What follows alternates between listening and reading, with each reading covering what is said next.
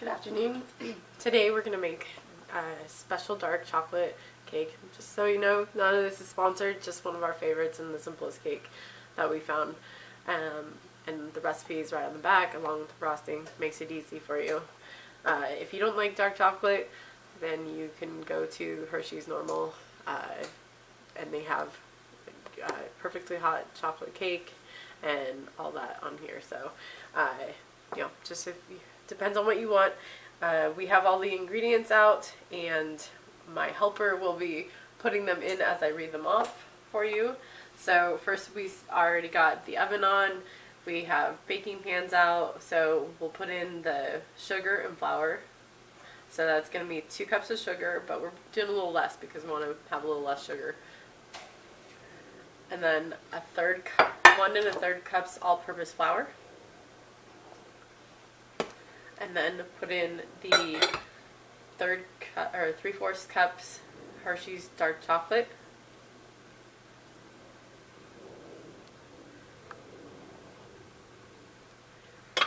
And then we have already mixed the 1½ teaspoon baking soda, 1½ teaspoon of baking powder, and the 1 teaspoon of salt. So we'll put that in there as well.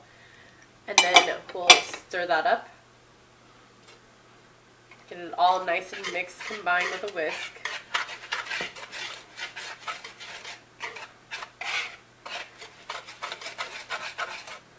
Try not to get it outside the bowl. Once that's mixed up pretty well, then we're going to add the 2 eggs that we already got together. 1 cup of milk.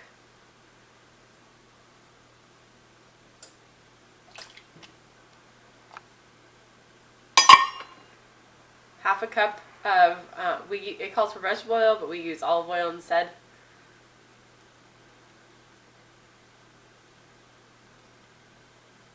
And then, so this recipe calls for boiling water. We already boiled it. We wanted to put some espresso in it to spice it up and bring out the chocolate flavor.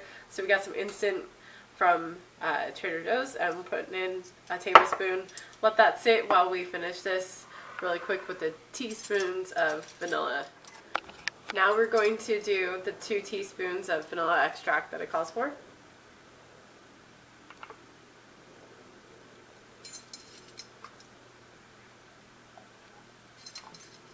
A little extra because we love vanilla. He'll stir that together.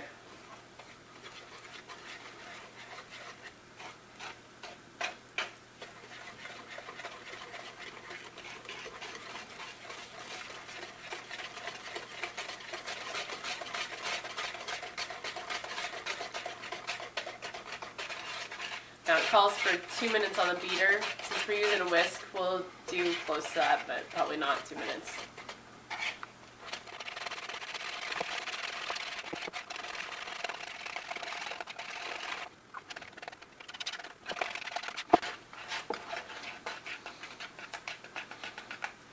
Okay, now go ahead and add your 1 cup of boiling water with the espresso in it. And then slowly stir that up. You should have a nice thin consistency on this. I know it seems sort of counterintuitive to most cakes, but this helps it.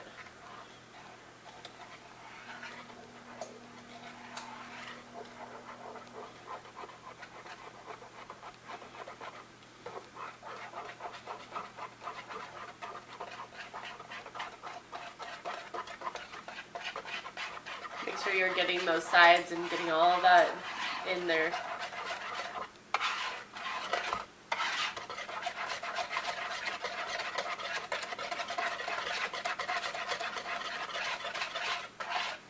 Alright, once that's mixed, we'll need to get the pans prepared.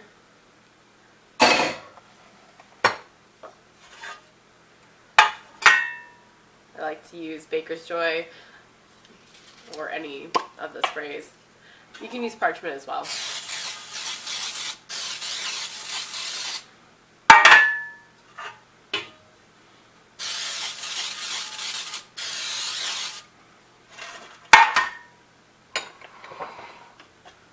Okay, Okay, then you want to evenly divide the batter into the two.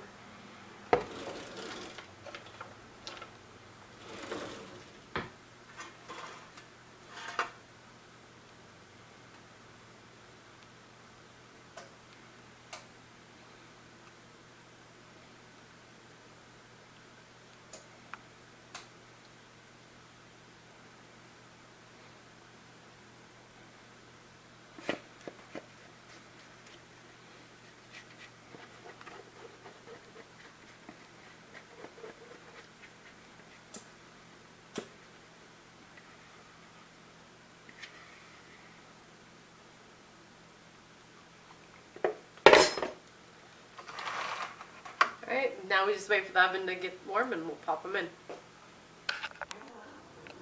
So while we waited for the oven to warm up, we cleaned up the area, as you can see. Another reason for the boiling water is to help the cocoa start to bloom and dissolve and stuff. And so now that the oven's ready, we're going to put this in.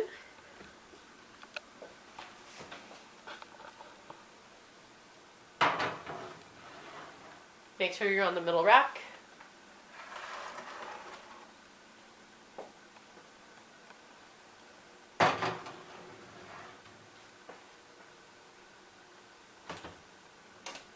Set your timer for 35 minutes. 35-minute timer. 35 minutes, counting down. I like to use my watch because then it's on me at all times. You know, smart devices are really good for helping you in the kitchen and making sure that you remember things, and you know, you can be hands-free with that.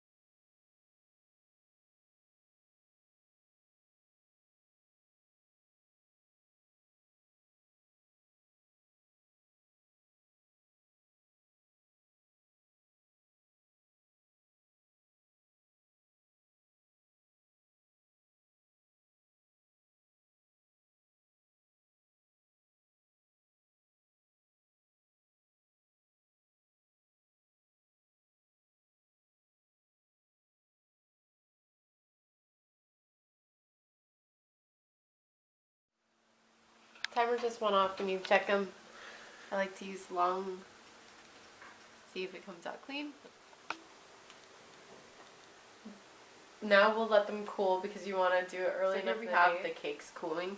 I took them out, flipped them over, put them on top of a little wire rack, parchment paper. Make sure that it doesn't stick to the rack because when they're hot, they will, and then you'll have funny looking cakes. And then once it's cooled completely, then you can do the icing and frost it, put it together. If you don't, then it'll lean and slide off, as we've experienced in the past.